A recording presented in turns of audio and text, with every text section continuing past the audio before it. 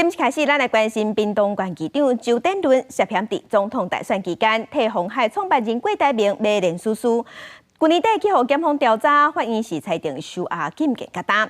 检方侦结了后，即马是依照违反选罢法提起公诉，请法院就要判重刑。昨昏是一审屏东地方法院，法院即马裁定继续延押3个月。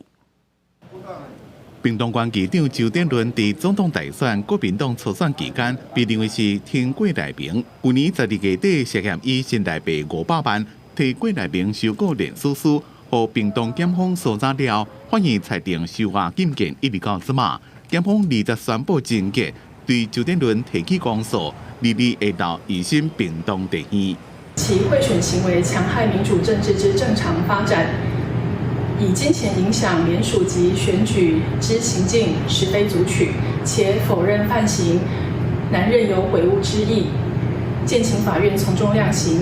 检方依照相关事证，认定周典伦等5个人拢涉嫌违反总统、副总统选罢法。周典伦因为法令缓刑，获检方起诉，建请重当量刑。其他4个人因为承认缓刑，缓起诉3年，严格就要纳10到50万不等的缓起诉处分金。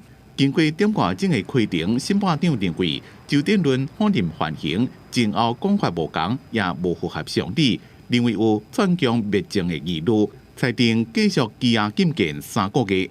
本案尚未进行准备审理程序，被告日后仍有影响证人、共犯或相互勾串及湮灭证据的可能性，而有羁押的原因，目前也没有办法以拒保或其他手段替代。